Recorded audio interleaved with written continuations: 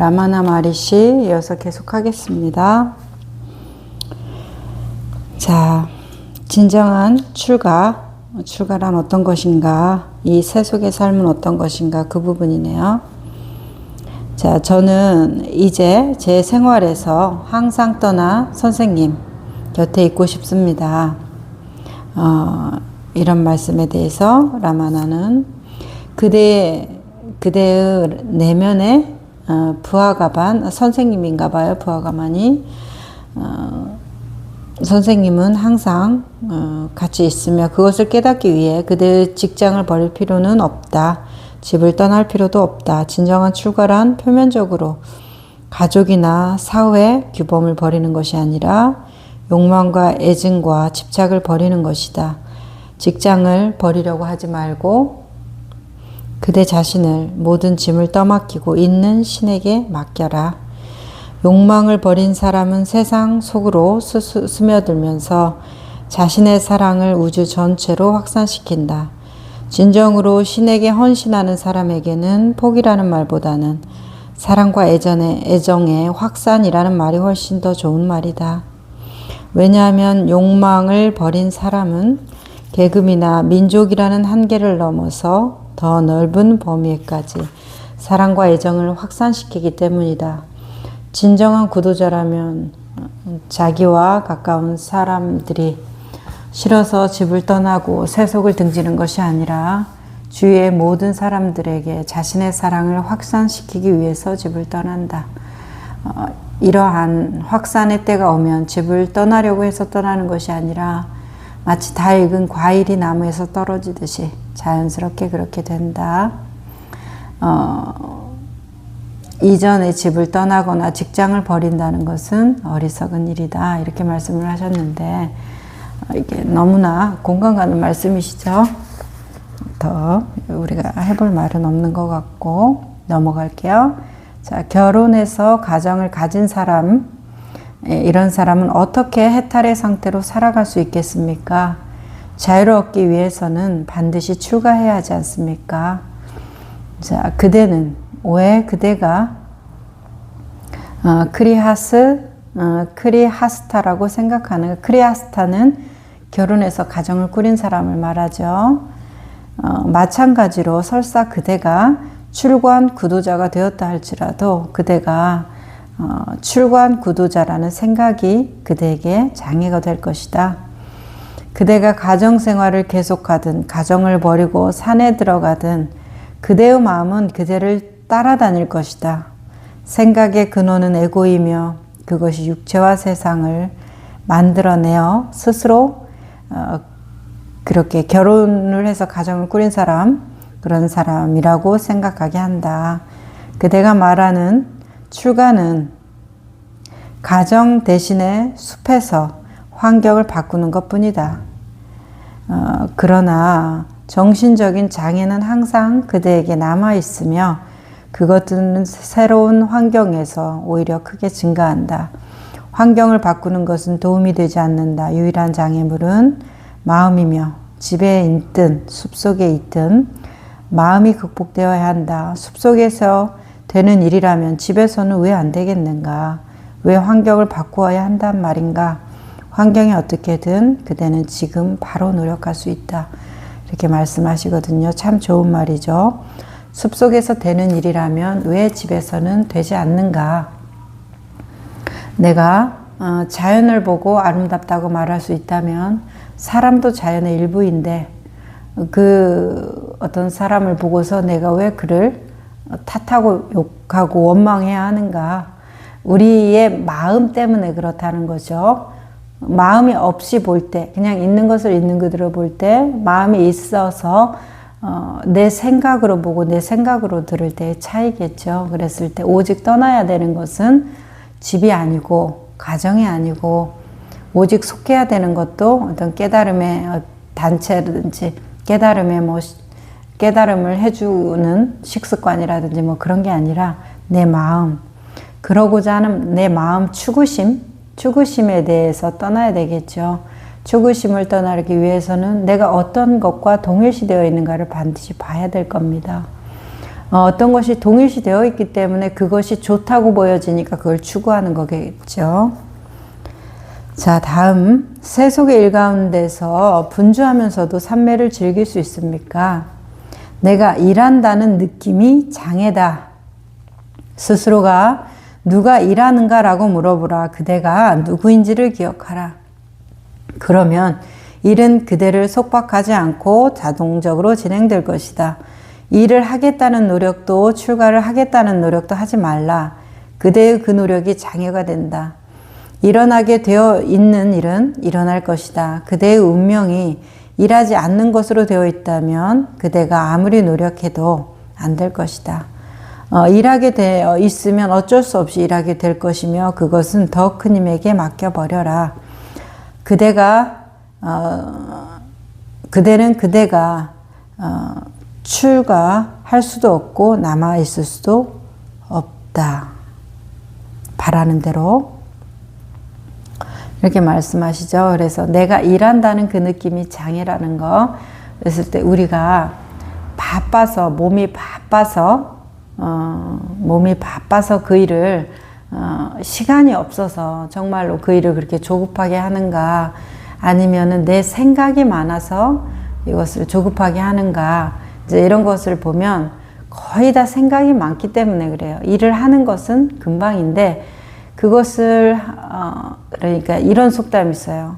눈이 게으르다는 말이 있거든요. 눈이 게으르다. 그러니까 방을 청소를 하다 보면 뭐 1시간이 걸리든 하루가 걸리든 깨끗해질 것인데 눈으로 저걸 언제 치워, 저걸 언제 하면서 그 상황을 회피하고자 TV를 보거나 전화 통화를 하거나 뭐 어디를 나가버리거나, 그러니까 또 와서 저걸 언제 해, 이제 이렇게 하거든요. 그래서 눈이 게으르지 손하고 발은 부지런하다, 이제 이런 속담이 있어요. 그러니까 같은 말이죠. 내가 일한다는 그 느낌이 장애라는 거. 눈이 그것을 보고 언제 하지 그 생각이 장애고, 속세에 있다, 속세 밖에 있다, 그 마음. 그래서 속세 밖은 청정하고 어디 숲속은 청정하고, 결혼 생활하면서 아이들 키우는 것은 청정하지 않고, 내가 아이들 키우기 위해서 돈을 벌고 어떤 일들을 하죠. 내가 원하든 원하지 않든 해야 되겠죠. 누구 비위도 맞춰야 될 거고, 돈을 벌기 위해서 그 사람에게 하고 싶지 않은 말도 해야 될 것이고, 직장에서 잘리지 않기 위해서 또 적절하게 행동을 처신도 해야 될 것인데, 그런 것들이 청정하지 않다고 볼 수가 없어요. 살아가는 것은 어떤 삶이든 다 위대하다고 보여져요. 근데 내 마음이 숲에 위대함이 있고 내 삶 속에 위대함이 없다, 이렇게 보면 그 순간부터 위대함이 사라지는 것이죠. 숲에 사는 동물들과 나무들은 그 숲이 우리의 가정처럼 삶이잖아요. 그 숲에서 떠나지 않고 거기에서 평생 동안 산단 말이에요. 그들이 나는 왜 이런 데서만 살지? 아니면 나는 왜 이렇게밖에 못 살지? 여기를 떠나서 더 청정한 곳이 있을 것인데 라고 생각하면 어떠실 것 같아요? 우리나 똑같다라는 것이죠. 우리가 그렇게 들어가려고 하는 그곳을 그들은 또 그렇게 나오려고 하는 거. 그게 뭐에 있어요? 청정함이 따로 있어서가 아니라 내 마음이 그렇게 느낀다는 것이고, 그 노력이 장애가 된다라고 말씀하시는데, 그대가 바라는 출가는 거기에 없다라는 것은 내 마음, 이 번잡한 마음에서 떠나는 것이지, 시장이 번잡한 게 아니라 그 시장을 바라보는 내 마음이 번잡한 것이죠. 깃발을 흔드는 육조해능대사의 이야기에서 깃발을 흔드는 것이 바람이냐, 바람 때문에 깃발이 흔들리는 것이냐, 둘이 이렇게 싸울 때 그 깃발이 흔들리는 그 깃발을 보는 내 마음이 흔들리고 있다라는 것이죠. 자, 넘어가 볼게요. 어제 선생님께서는 우리가 신을 찾는 동안은 내면적인 일과 외면적인 일이 자동적으로 진행된다고 말씀하셨습니다. 자, 선생님의 생애를 보면 그는 자기 제자들에게 강의를 하면서도 내면에서는 열렬히 크리슈나를 찾아 자신의 육체에 대해서는 완전히 잊어버리고 오직 크리슈나에 대해서만 계속 얘기했다고 합니다. 그러나 그런 이야기들을 들어도 과연 일은 그냥 내버려 두어도 괜찮을지 의심이 생깁니다. 물리적인 일에 대해서도 계속 부분적으로나마 주의를 기울여야 되지 않겠습니까? 이제 여기에서 이분의 질문을 보니까 그냥 될 일은 된다. 우리 식대로는 인연 따라서 이루어진다. 그러니까 네가 아무리 노력해도 이것이 될 일은 되고 되지 않을 일은 되지 않기 때문에 내버려 두고 맡겨두라.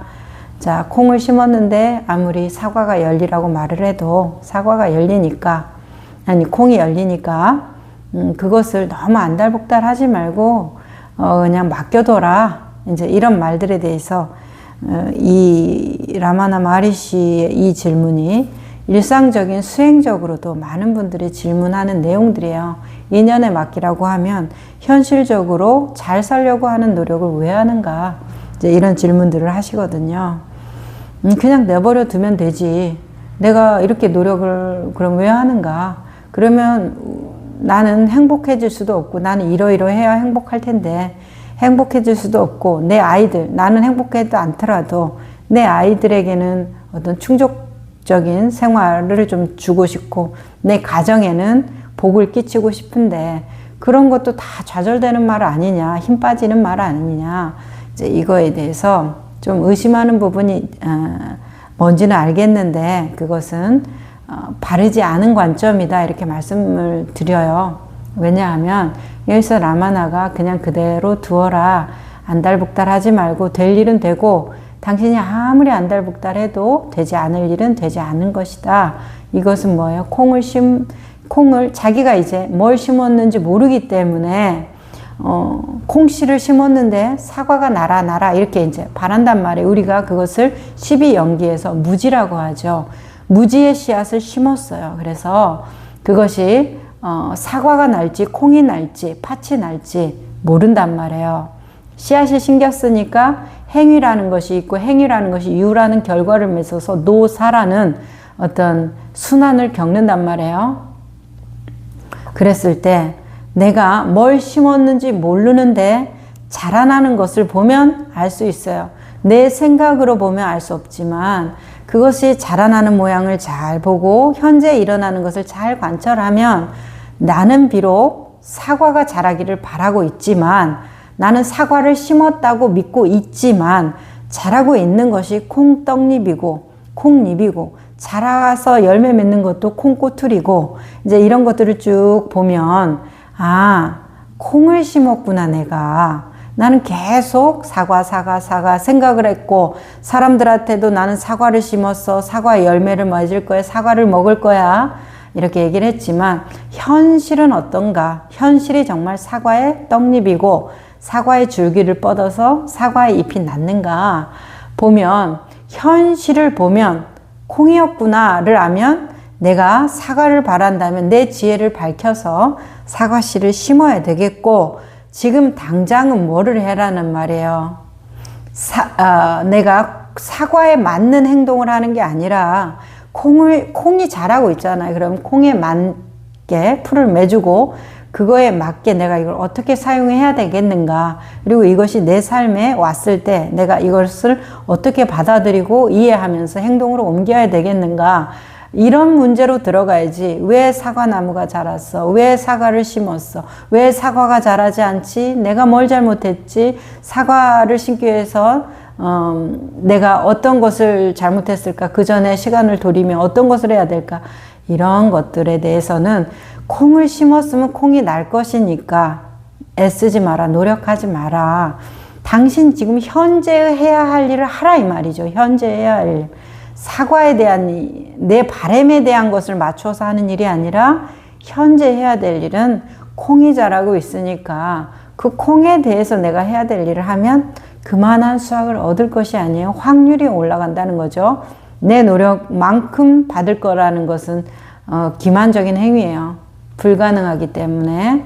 그러니까 확률과 가능성이 높아진다. 항상 내가 노력을 하면 계획을 세우면 어떤 것을 가정 추측한다고 할 때 이런 모든 행위는 내가 한 만큼 받겠다라는 것은 별로 좋지 않은 자세 같아요. 가능성을 높인다. 가능성을 더욱 높인다. 확률을 높인다. 이제 이렇게 보면 굉장히 조금 삶이 안정될 수 있어요. 왜냐하면 내가 첫 번째 했을 때 가능성을 높이는 것과 10번째 했을 때 가능성을 높일 거는 그 기술도 그리고 숙련도의 차이가 굉장히 나잖아요. 그러면 확률도 굉장히 올라가요. 나의 실수가 교정되어 가면서. 그러면서 분명히 1%의 확률과 90%의 확률은 정말 다르죠. 100%는 아니어도 굉장히 다른 수치예요. 이것이 내 노력이 확률과 가능성을 높인다는 얘기고, 그 가능성이 실현성까지 가기 위해서 내가 해야 될 바는 뭔가, 이제 거기에 집중해야 된다는 거. 그래서 여기에서도 그냥 내버려 두어도 괜찮을지 의심이 생긴다는 이 말이, 내버려 두라는 말은 그 자라나고 있는 그것에 대해서, 지금 현재의 일에 대해서는 내가 어떻게 할 수 있어요, 없어요? 사과가 자라기를 바랬지만 콩이 자라고 있잖아요. 내가 현재 일어나는 것을 어떻게 할 수 없잖아요. 그것을 내버려 두라는 거지. 내버려 두지만 이것에 대한 노력은 멈춰서는 안 되죠. 현실 인과라는 것이 있어요. 콩이 자라는데 사과이길 바랬지만 콩이 자라요. 그러면 콩이라도 수확을 해야 될 거 아니에요. 그러면 수확을 더 많이 할 수 있는 가능성을 높이려면 현재의 노력이 안 들어가는데 어떻게 수확이 더 많아집니까? 그러니까 현실 인과를 위해서 내버려 두면 안 되죠. 노력을 해야 되죠. 그러니까 네 생각을 멈춰라는 거예요. 사과 하는 생각을 멈추고 지금 일어나고 있는 현재를 보라. 자, 총목보리라는 말이 있어요. 총목보리. 목이 눈 목자예요. 보이는 모든 것이 보리, 깨달음이다 이 말이죠. 내 머릿속에 있는 것만 깨달음이 아니고, 내 머릿속에 있는 것만 나를 성장시키고 발전시키고, 그것만 최고의 것이 아니라 보이는 모든 것이 다 최고라는 것이에요. 그러니까 내 삶에 충실해야 되는 이유들이 정말 말씀들 나누다 보면 너무 많은데, 대부분은 내 삶에 충실해야 되지 않는 이유들에 대해서 얘기를 하죠. 내가 이렇게 불행해야만 하는 이유, 고통받아야만 하는 이유, 내가 그 사람과 잘못 지내야만 하는 이유들은 너무나 많은데, 내가 그 사람과 행복해야 되는 이유, 내가 지금 이 상태로도 괜찮은 이유들에 대해서는 거의 찾기가 힘들더라. 참 불행한 일입니다. 자, 다음 질문 볼까요? 대답이죠. 왜 과연 내버려 두어도 괜찮을지 의심이 생깁니다에 대한 대답이죠. 진화는 모든 것이다. 그대는 진화로부터 분리되어 있는가, 아니면 진화가 없이 일을 진행할 수 있는가? 진화가 없는 곳은 없다. 따라서 그대가 일에 대해 긴장을 하든 하지 않든 행위는 계속될 것이다. 일은 스스로 진행될 것이다. 콩은 스스로 계속 자란다는 것이에요. 내가 그것을 부정하든 사과야 믿든 믿지 않든 콩은 콩으로서의 자기가 가진 유전적인 정보를 피워낼 것이에요. 그러니까 그때 그것에 대해서는 생각을 내려놓고 현실을 봐야겠죠. 그래서 크리슈나는 아르주나에게 적들을 죽이는 것에 대해서 괴로워하지 말라고 했던 것이다. 그들은 이미 신에 의해서 죽어 있었기 때문이다. 자신이 스스로 결정하고 그것에 대해서 고민하는 것보다는 자신을 내맡겨서 더 큰 힘의 의지에 따르는 편이 아르주나에게서는 바람직한 길이었다. 그러나 일에 대해서 집중하지 않으면 일이 잘 되지 않을 것입니다. 이런 경우 어떻게 해야 합니까? 진화에 집중하는 것이 일에 집중하는 것이다. 그대는 자신을 육체와 동일시하기 때문에 일이 그대에 의해서 행해진다고 생각한다. 그러나 육체와 모든 육체의 행위들은 진화로부터 분리되어 있지 않다. 그대가 일에 집중하든 집중하지 않든 그것이 무슨 상관인가? 한 장소에서 다른 장소로 걸어가는 경우를 생각해보라. 그대는 발걸음에 집중하지 않지만 얼마 뒤 목표에 도달해 있다. 자기 자신을 발견하게 된다. 걷는 일을 집중하지 않고도 가능하지 않은가? 다른 일도 마찬가지이다. 자, 여기에서 그냥 맡기라는 말이 굉장히 조금 책임 회피적이고 방임적이고 이렇게 해서 이 통제가 가능하지 않은 미래 상황을 우리가 어떻게 안전하고 편안하게 살아갈 수 있는가에 대한 끊임없는 불신이 내 안에서 일어나거든요. 이런 부분에 대해서 우리가 이 부분만 해결된다면 내가 얼마든지 마음 공부를 할 수 있고 얼마든지 수행을 할 수 있고 깨달음에 진짜 집중을 할 수 있을 것이다. 이런 가정적인 상황을 스스로 연출해서 만들어요. 근데 내가 그걸 가정하든 안 하든 지금 콩이 자라고 있다는 것은 현실이라는 것이고 그것이 진실이라는 것이에요. 내가 의도를 콩을 심어서 콩이 나든 사과를 심었다고 믿었는데 콩이 나든 그것은 나의 일이고 현실의 인과는 현실은 뭐예요? 콩이 난다라는 그 사실에 대해서 나는 어떤 자세요? 내가 그거를 조작할 수가 없다라는 거예요. 뭐만 할 수 있다. 나는 있는 것을 있는 그대로 보고 거기서 해야 될 바를 하는 것이 나의 일이라는 것이에요. 그랬을 때 현실을 조작하고 싶기 때문에 우리는 많은 것을 예단하고 추측하고 또 불안해해요. 현실을 어떻게 통제할 것인가에 대한 굉장한 불안감이 있거든요. 저 사람을 어떻게 통제할 것인가에 대해서 관계성이 결정돼요. 대부분 보면 내가 저 사람한테 어떻게 통제할 것인가, 소리를 지름으로써 통제할 것인가, 기죽은 모습으로 통제할 것인가, 아니면 잘못해서 미안해 사과하면서 늘 그 사람 비위를 맞추는 모습으로 그 사람을 통제할 것인가, 이런 선택이 들어가요. 그런데 내 생각은 그렇고 현실은 드러나 있어요. 드러난 현실처럼 쉬운 게 없는데 보면 되는 거거든요. 보여져요. 그래서 현실은 우리한테 뭘 요구해요? 수동적인 자세. 그러면 아무 능력도 없나요? 아무 힘도 없나요? 이런 말이 아니라 당신이 그토록 능동적인 것을 강요하기 때문에 강조하고 나한테 자기 스스로 자기가 능동적인 사람의 어떤 모습을 꿈꾸기 때문에 진실을 보는 자세는 거의 수동적이고 거의 주어진 것을 받는 입장이 많다라는 것을 계속 균형을 맞추기 위해서 하는 말이긴 하지만 수동도 없고 능동도 없어요. 그냥 그것이에요. 사실은. 하지만 우리가 너무나 내 의지로, 내 뜻대로, 내 욕구대로 하려고 하는 것이 너무 강하니까 그것이 자기의 어떤 자율적인 능력이라고 생각하고 힘이라고 생각하는데 사실은 그 힘이 어디에서 나왔냐라는 출처를 계속 물은 거예요. 라마나 마하리시도 나는 누구인가라는 출처를 묻잖아요. 그 뭔가를 하고 있어요. 불행해. 그럼 불행에 대해서 해결해 주세요. 이렇게 말할 때 라마나는 그 불행을 느끼는 그가 누구인가 해서 출처를 물어보잖아요. 근본. 자, 어디로 돌아가야 되는가 그 생각이나 질문이 그랬을 때 지금 현재로 돌아와야 한다는 말이에요. 이 현재에서 지금 콩이 나고 있다는 걸 제발 보라. 이거는 당신이 조작 가능하지가 않다.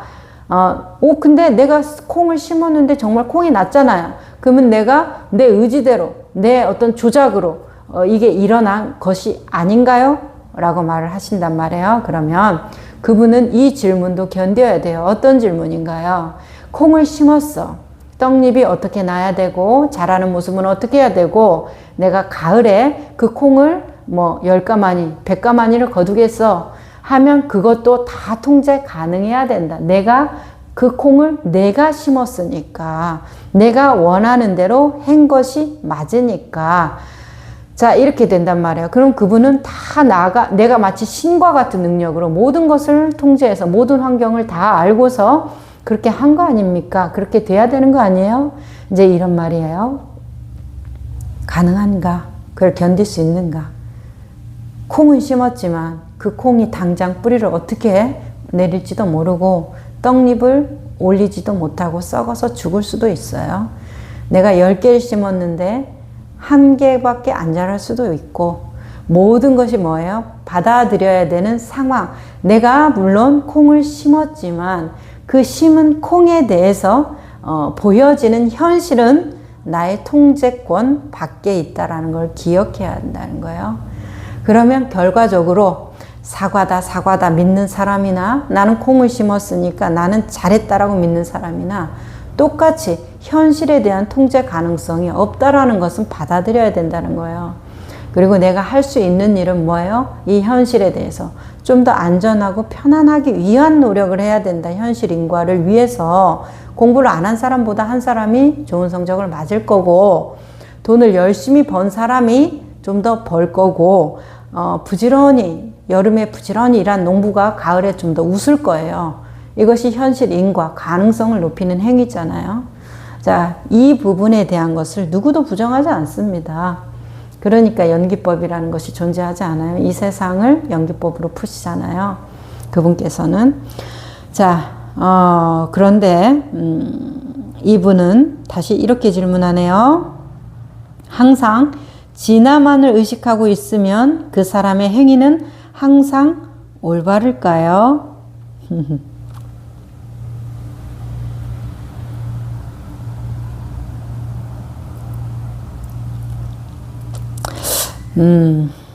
자, 이 말씀을 읽으니까 항상 진화만을 의식하고 있으면 그 사람의 행위는 항상 올바를까요?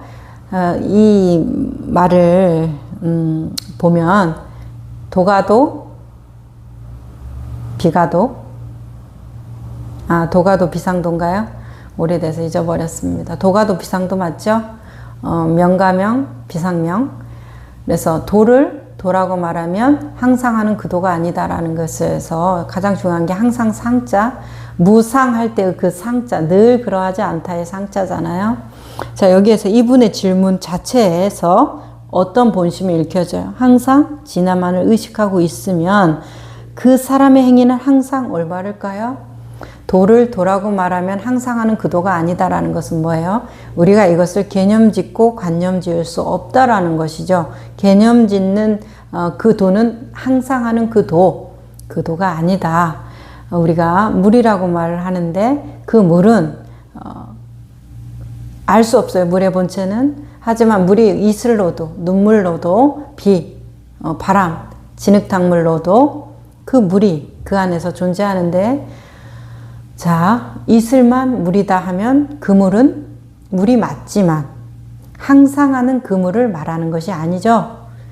본체성이 항상 무상할 때 항상 하지 않다 하는 그 항상 하는 모습이 무상한 모습이다. 무상한 모습이 없다. 그래서 물의 본체가 없다 아니라요. 있죠. 근데 그 모습이 무상하다. 항상한 모습이 아니다. 어떻게? 눈물로도 바람으로도 비로도 이슬로도 안개로도 이렇게 오는 거 아니에요. 근데 그것을 이슬이 물이야 하고 이름 지어 버리면 그것은 물이 아니다라는 거. 물의 본체성은 아니라는 거예요. 그냥 하나의 지엽적인 모양, 형태, 쓰임, 가용이죠. 자, 그렇게 명가명, 비상명도 똑같죠. 이것을 이름 지으면, 그것이라고 이름 지으면 항상 하는 그 이름이 그것이 아니다. 우리가 빨간 사과를 보고 사과다, 저렇게 생긴 게 사과야 라고 알고 있어요. 그걸 이름 붙였어요. 이름 지었어요. 그러면 항상 하는 그 사과가 아니라는 것은 사과를 다 깎으면 하얀 모습이잖아요. 하얀 모습을 보고 빨간 것만 사과라고 이름 지어 놓은 그 사람은 그 사과를 보고 사과라고 이름 붙이지 못할 거예요. 두 개를 다 안 본 상태에서는 저건 다른 과일인가 이렇게 생각을 하겠죠. 그래서 이름 붙이면 내 지금 현재 일어나는 그 일에 대해서 이름 붙이면 그것이 그 이름 붙여놓은 그것이 아니게 되고 불가지한 그 본체성을 말할 수 없는 그 무상한 것을 이것이 도야, 공한 것이 도야, 어떤 불의성이 도야, 모든 것이 하나인 것이 도야, 우리의 성품은, 우리의 자성은 어떠어떠해. 이제 이런 식으로 이름 붙여 놓으면 그 진리라고 이름 붙여 놓은 그것이 항상 하는 그 진리가 아니다.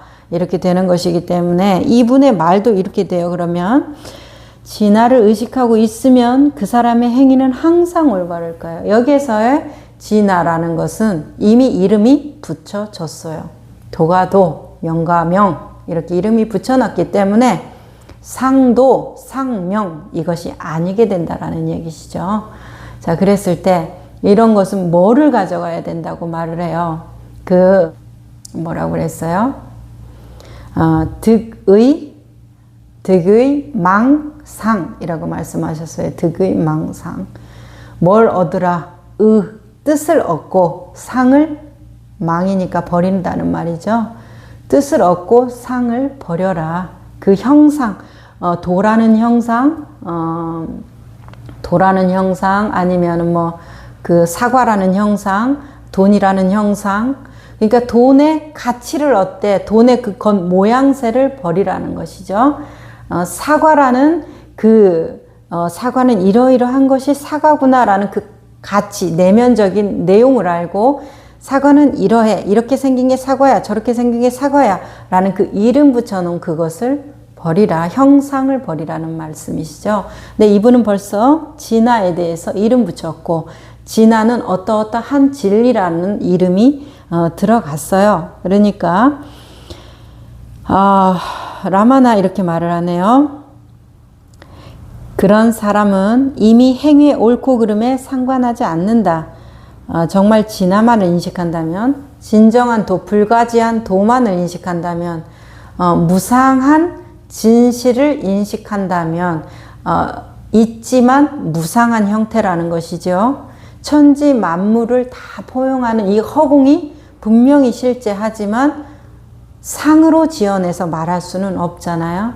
그러니까 그렇다고 한다면 이 진화라는 것은 그와 같은 형태로 존재하잖아요. 그러니까 옳고 그름을 상관하지 않는다는 말이에요. 이게 진화입니까? 저게 진화입니까? 왜 상관해요? 모든 것이 다 맞으니까. 자, 그의 행위는 신의 행위임에 따라서 항상 옳다. 모든 것이 옳다. 이 허공 안에 피어진 모든 것이 옳아요. 왜 그렇죠? 살인도 나고 선행도 있고 아름다운 것도 있고 냄새 나는 것도 있고 풍족한 것도 있고 빈곤해서 너무나 고통스러운 것도 있는데 다 옳다니요. 우리의 상식으로는 너무나 불합리하다라고 말할 수 있는 것들도 이 공성, 이 불가지한 이 본체성에서 볼 때는 다 옳은 거예요. 물의 형태가 진흙으로 나와도 진흙탕같이 되어서 더럽고 냄새나도 그것이 물의 형태인 것이에요. 본성을 거스를 수 없는 형태의 환경의 영향과 더불어서 나온 것이죠. 그러면 그 물은 잘못된 건가요? 틀린 거예요? 진흙탕 물은 나쁜 거예요? 버려야 돼요? 세상에 쓸모없나요? 그냥 그런 인연, 연기 조건으로 나온 거예요. 다 허용되어 있다라는 것이죠. 눈물도 허용되어 있고 이슬도 허용되어 있고 깨끗하고 맑은 물도 허용되어 있고 진흙탕물도 허용되어 있기 때문에 이 공성에서 그것이 다 나투어져서 표현이 되는 것이다. 거기에는 시비, 옳고 그름은 있을 수 없다. 이것이 도야, 이것이 비도야 라고 말할 수는 없다. 근데 뭐는 있어요? 그러면 진흙탕인 채로 사는 것이 당연하기 때문에 아무것도 하지 말아야 돼요. 자, 그래서 인연적으로 내가 해야 될 것을 하는 것, 그 상황에서 진흙탕인 채로 해야 될 것을 하고 맑은 물인 채로 해야 될 것을 하는 것.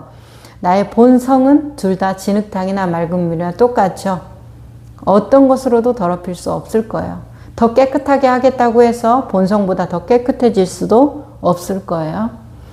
자, 진흙탕이면 진흙탕인 채로 본성의 나툼이 그러하니까 파도가 높으면 높은 채로 파도가 낮으면 낮은 채로 본성의 나툼, 바다의 나툼이 그러하니까 자, 그렇게 우리가 세상을 바라본다고 하면 나의 고통의 대부분이 조금이에요. 거의 없어질 거다. 이렇게 믿습니다. 자, 질문이네요. 저는 다른 사람보다 머리를 많이 쓰는 일을 하고 있습니다. 어떻게 하면 마음을 고요하게 할 수 있을까요? 제가 지금 맡고 있는 이 직책을 포기하고 홀로 있고 싶습니다. 아니다. 그대는 지금 다니는 직장에 계속 다니면서 그 일을 계속해도 괜찮다. 마음으로 하여금 그 일을 하도록 만드는 내면의 흐름은 무엇인가? 그것이 진화다. 따라서 진화가 그대 행위의 진정한 근원이다. 일하는 동안에 진화를 놓치지 않도록 하라.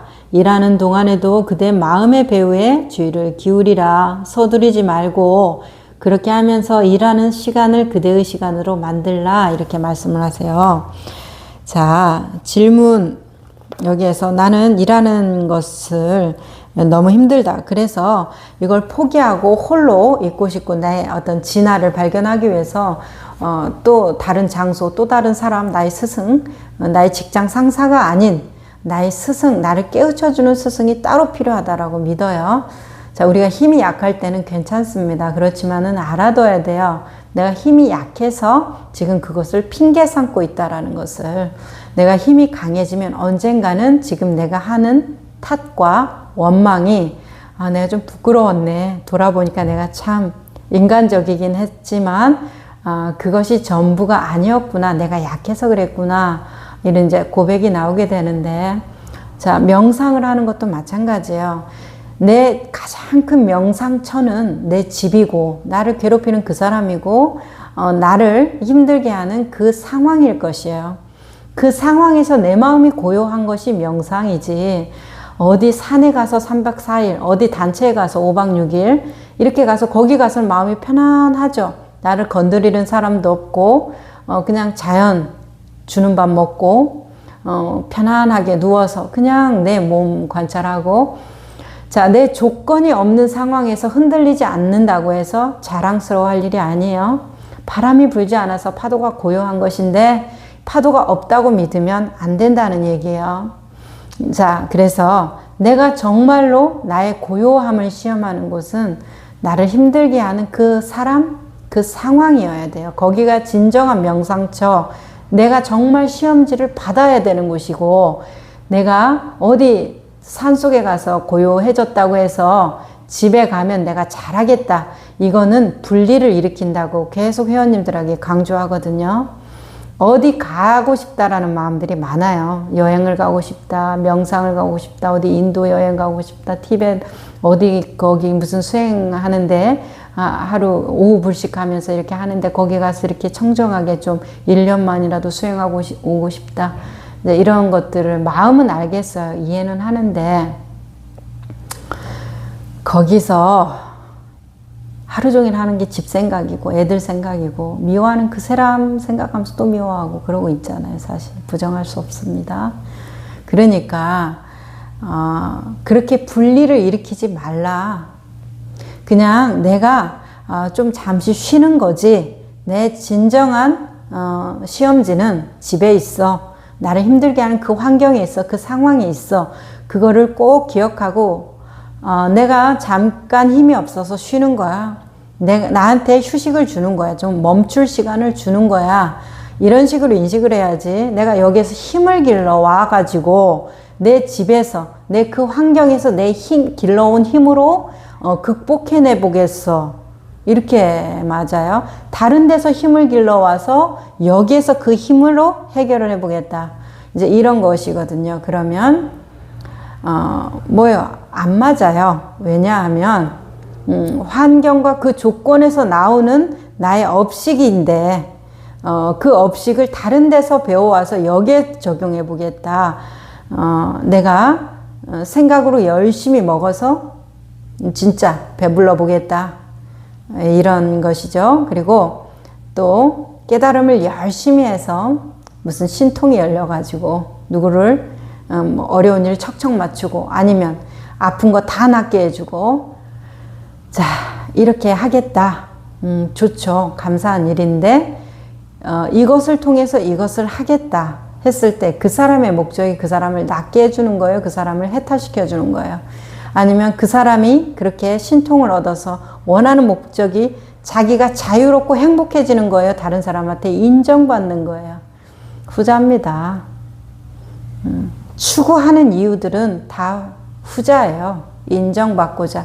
나의 어떤 의식화된 인정이든 무의식화된 내 내면에서 억눌려져 있는 내 욕구든지 간에 그것을 어떤 방식으로 해결해 보고 싶은 거예요. 돈을 많이 벌어서, 깨달아서, 뭐 노래를 잘 불러서, 착한 일을 해서 그런 것들이 우리 공동체에 도움이 되는 것은 옳다고 얘기하고 공동체에 도움이 되지 않고 이기적이야 너만 생각하네 하는 것은 나쁘다 하겠지만 반론은 뭐예요?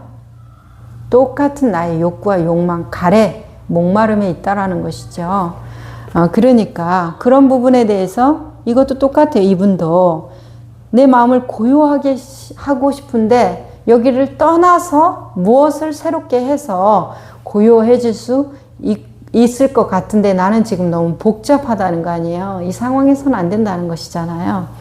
그것이 뭐를 대변해줘요? 욕구를 대변해줘요. 욕망을 대변해준다는 것이에요. 내가 해결해야 되는 것은 여기고 나의 번잡함은 여기에 있고 그러면 내 고요도 여기에 있다라는 거예요. 나의 번잡함이 있는 곳에 나의 고요가 있어요. 그런데 우리는 어떻게 말해요? 다른 데서 고요해져서 여기에서 이 번잡함을 해결하겠다. 그러면 필연적으로 우리는 가르치게 되어 있고 분별하게 되어 있고 판단하게 되어 있고 조작하게 되어 있어요. 고요한 상황을 만들어야 돼요. 이 상황은 번잡한데 이 번잡한 상황을 저기에서 배워온 대로 고요하게 만들어야 돼요. 그러니까 이것이 항상 부조화를 이루고 내 마음을 항상 불편하게 만들고 불만족스럽게 만들고 내가 뭘 잘못했나 이해하기 위해서 그런 자신을 노력한 자신을 이해하기 위해서 늘 자기를 탓하는 부정적인 가치관을 심어주게 돼요. 타라브렉의 말로는 뭐예요? 트랜스 상태죠. 트랜스 상태. 그리고 경향성, 업의 경향성과 흐름을 만들게 되겠죠. 자, 질문입니다. 초기 단계에서는 홀로 있으면서 외부적인 의무를 포기하는 것도 도움이 되지 않겠습니까? 외부적인 의무를 포기하는 것도 도움이 되지 않겠습니까? 도움 되겠죠? 도움 될 겁니다. 우리가 하는 모든 것은 다 도움이 돼요. 그게 설령 도둑질이라도 배워놓으면 내가 진짜 다른 사람 괴롭히고 힘들게 하기 위해서 도둑질을 하는 게 아니라 그냥 그런 것을 배워놓으면 어느 순간에 필요한 일이 있을 수도 있잖아요. 살아보면 그렇죠. 그때 배워놓을 걸 뭐 삶에 매일매일 쓰는 것은 아니어도 그때 배워놨으면 도움이 됐을 건데 하는 일들이 있듯이 뭐 다 도움이 될 수는 있지만 라마는 어떻게 말하는지 볼까요? 포기라는 것은 항상 마음속에 있는 것이지 숲속 같은 조용한 장소에 간다거나 의무를 포기하는 데 있지 않다. 중요한 것은 마음이 밖으로 향하지 않고 안으로 향하도록 하는 것이다. 여기로 오든 저기로 가든 또는 의무를 포기하든 포기하지 않든 그것은 정말로 중요하지 않다. 그런 모든 것들은 운명에 의해서 진행된다. 그대가 받아들이든 거부하든 상관이 없다. 그대가 가지고 있는 유일한 자유는 그대의 마음을 안으로 향하게 하여 거기에서 행위자를 포기하는 것이다. 그래서 모든 것들은 운명에 의해서 진행된다는 말에서 모든 것들은 운명에 의해서 진행된다. 자, 모든 것들은 그냥 보여지는 것을 그냥 보는 것이다. 이게 운명이라는 거예요. 우리의 운명이라는 것을 추상적으로 막연하게 생각을 하면 운명이라는 것은 내가 어떠해야 되고 어떤 것은 하지 말아야 되고 더 높은 가치는 이런 것이고 그리고 영적인 성숙은 이럴 것이고 어떤 경서에 나오든 위대한 말씀이든 삶으로 보여주는 행위든 그런 것들이 어떤 내적인 기준을 만들어 주는데 운명을 따르는 거 여기서 라마나 마하리시가 말하는 듯이 뭐라고 그랬어요? 모든 것은 운명에 의해서 진행되고 결정된다라는 것은 그 운명이 무엇이냐 말한다면 지금 여기 이것이 운명이라고 말하겠어요. 그러니까 보여지는 것을 나는 보고 있는 거예요. 내 운명이 그러하는 것이에요. 지금 보고 있는 것이 내 운명인 거예요. 지금 듣고 있는 것이 내 운명인 거예요. 그 운명에 의해서 결정되어 버린다는 거예요. 보고 있는 것을 내가 보는 것. 보고 있는 것을 보는 것은 내 운명을 보는 것이겠네요. 하지만 보고 있는 것을 내 생각대로 바꾸려고 보는 거. 이렇게 하면 안 돼. 지금 보여지는 것은 분명히 그 모습 그것인데 저런 모습은 안 돼. 이런 모습이 돼야 돼. 이렇게 하는 것이 옳아. 이런 것들은 뭐예요? 내 운명대로 하는 이 흐름을 타지를 못하고 이 운명, 현실, 압도하는 진리를 조작하고 있는 행위다. 그래서 운명이 결정되고 운명대로 살아간다는 것은 보여지는 거, 그냥 보여지잖아요. 내가 그것만 보려고 그랬어요? 아니에요. 보여져요. 내가 어떤 숲속을 가면 내가 보고자 하는 나무를 봐요. 보여지는 그 나무를 보고 생각하는 거예요. 보여짐이 먼저 있고 그 다음에 그 나무에 대한 생각이 와요. 느껴지는 그 느낌이 먼저 있고 그 느낌에 대한 생각이 먼저 와요. 그러면 내 의지가 들어가지 않는 그것이 있다라는 것이죠. 그것이 운명 아니에요? 숙명이잖아요. 내가 어떻게 할 바를 모르겠다. 그게 운명 아니에요. 자, 보여지는 것이에요. 우리는 언제나 그러니까 운명에 대해서 벗어나기도 쉽고 벗어나지 못하기도 쉬워요. 못 벗어나죠, 운명. 왜? 눈앞에 보이는 이 운명을 안 보고 내 생각으로 들어가서 바꾸고 고쳐놓으려고 하니까 운명대로 진행될 것인데 이걸 내 생각으로 어떻게 바꿉니까? 근데 바꾸겠다고 그렇게 노력을 하니까 세상이 고통인 것이죠. 그래서 모든 것이 운명에 의해서 결정된다. 모든 것이 운명대로 흘러갈 것이다. 이 말은 내 의지를 꺾어라. 네 뜻대로 되는 일이 하나도 없을 거다. 이런 저주의 말이 아니라 지금 보여지는 것이 운명이라는 것이고 들려지는 것이 운명이라는 것이면 있는 것을 있는 그대로 보는 것이 운명이에요. 왜? 내가 그것을 조작해서 만든 것이 아니라 보여지잖아요. 들려지잖아요. 나보다 먼저 있잖아요. 그렇죠? 그 다음에 내가 그것을 생각하잖아요. 그러면 그 운명에 대해서 보여지는 것에서 나는 거기부터 시작을 하면 돼요. 보여지는 것이. 아, 저 사람이 저렇게 말하는구나. 저 사람이 저렇게 보여지는구나. 저런 표정을 짓는구나. 저런 느낌을 주는구나. 그 보여지는 것부터 시작을 해서 그러면 나는 어떻게 할 것인가 선택하고 책임져요. 선택할 수 있다는 것은 나한테 자유의지가 있어요. 운명대로 산다는 것은 자유의지가 없어요. 하지만은 내가 선택하고 그 선택에 대해서 마땅히 책임지면 그건 내 의지대로 하고 있는 것이잖아요. 어떻게 그게 가능할까요? 운명대로 일어나고 운명대로 결정되어지는데 현실을 살아간다면 이 운명을 개척하는 것. 경전에 말하면 강물은 이렇게 흘러가는데 운명을 거스르는 자.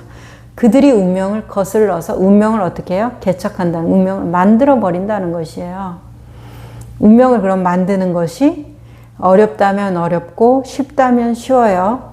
쉬운 자는 어디에 있기 때문에 지금 여기에 있고 일어나는 그대로를 보는 자는 쉬운 거고 어려운 자는 지금 일어나는 이것을 내 식대로 보고 내 식대로 듣고 이것을 그래서 이렇게 돼야 돼 저렇게 돼야 돼 늘 요구가 있고 늘 조작이 있고 그래서 너 때문에 안 되는 거야. 나는 이렇게 노력했는데 너 때문에 안 되는 거야 해서 책임을 전가해요. 책임을 전가하면 어떤 문제가 생겨요? 나는 해결할 수 없는 사람이 돼요. 그러니까 반드시 책임지는 사람이 되세요. 책임지는 사람은 의지, 내 자율적인 의지가 있는 사람, 선택할 수 있는 사람이 되는데 너 때문이야. 세상 모든 사람들이 거의 많은 탓을 하고 살아요. 어렸을 때 나를 탓하든지 생각이 없는 나를 탓하든지 나를 그렇게 키워준 부모를 탓하든지 이 나라를 탓하든지 나의 어리석음을 탓하든지 뭔가를 탓하고 있지만 자, 그 탓을 하는 동안에 나는 자율성이 없어져요. 그러면 그 탓하는 상황이 뭐예요? 노연하고 싶다는 거 아니에요? 자유롭고 싶다는 거 아니에요? 그럼 자유롭기 위해서는 내가 자유로워지는 것이잖아요.